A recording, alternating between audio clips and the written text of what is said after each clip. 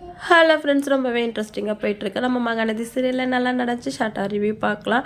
Kaveri cross பண்ணும்போது வெண்ணிலாவோட ரூமை பார்க்குறாங்க. அவங்க மட்டும் தனியாக உட்காந்துருக்கிறத பார்த்து இவங்க யாருன்னு கேட்குறாங்க. இந்த பொண்ணு எப்போவுமே தனியாக தாம்மா இருப்பான், நான் அப்புறமா சாப்பாடு கொடுத்துக்குறேன் அப்படின்னு சொல்லிட்டு அங்கே வேலை செய்கிறவங்க சொல்கிறாங்க. நான் அவங்கள பார்க்கணுமே அப்படின்னு சொல்கிறாங்க. இல்லைம்மா, அந்த பொண்ணு வந்து காரில் போகும்போது ஒரு ஆக்சிடென்ட் ஆகி அவங்க அப்பா அம்மா வந்து அவங்க கண்ணு முன்னாடியே இறந்ததால் இந்த மாதிரி பிரம்ம பிடிச்ச மாதிரி ஆகிட்டாங்க. இவங்க வேறு ஊரில் கூடலூரில் ஹோமில் தான் இருந்தாங்க. அங்கேருந்து இப்போ இங்கே ஷிஃப்ட் ஆகிருக்காங்க. 6 மாதமாக தான் இங்கே இருக்காங்க அப்படின்னு சொல்கிறாங்க. நான் அவங்க என்கிட்ட பேசலாலும் பரவாயில்ல, நான் அவங்கக்கிட்ட பேசிட்டு வரேன் அப்படின்னு சொல்லிட்டு காவேரி போய் வெண்ணிலா கிட்டே போகிறாங்க. எங்கே வந்து இவங்க எடுத்துகிட்டு போயிடுவாங்களோன்னு சொல்லிட்டு அவங்க எடுத்துகிட்டு போன அப்பளை கட்டு அந்த பேப்பர்லாம் இவங்க மறைச்சி வைக்கிறாங்க. அதெல்லாம் அவங்க எடுத்துகிட்டு போக மாட்டாங்கம்மா, சும்மா ஒன்று பார்க்க வந்திருக்காங்க அப்படின்னு சொல்லிட்டு வேலை செய்கிறவங்க சொல்கிறாங்க. பரவாயில்ல, நீங்கள் நான் பேசுகிறது கவனிக்கலனாலும் பரவாயில்ல, நீங்கள் அழகாக இருக்கீங்கன்னு சொல்லிட்டு காவேரி அங்கேருந்து போயிடுறாங்க.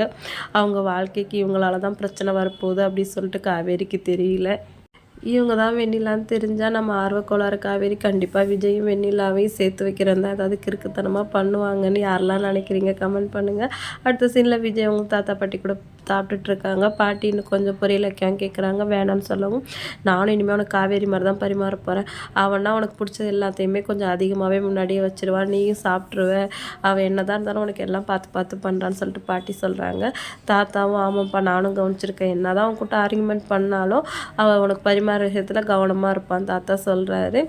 திடீர்னு விஜய்க்கு வெண்ணிலா ஞாபகம் வந்து ஃபோட்டோ எடுத்து பார்க்குறாரு. அதை டெலீட் பண்ணலான்னு போகும். தாத்தா என்னன்னு கேட்க திருப்பி ஃபோன் எடுத்து உள்ளே வச்சிடுறாரு.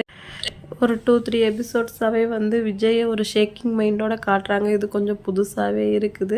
கண்டிப்பாக விஜய் வந்து என்ன பண்ணுவார் அப்படின்னு சொல்லிட்டு நம்மளால் கெஸ் பண்ணவே முடியல. அடுத்த சீனில் வந்து குமரனுக்கு வந்து ஒரு ஃபோன் வருது.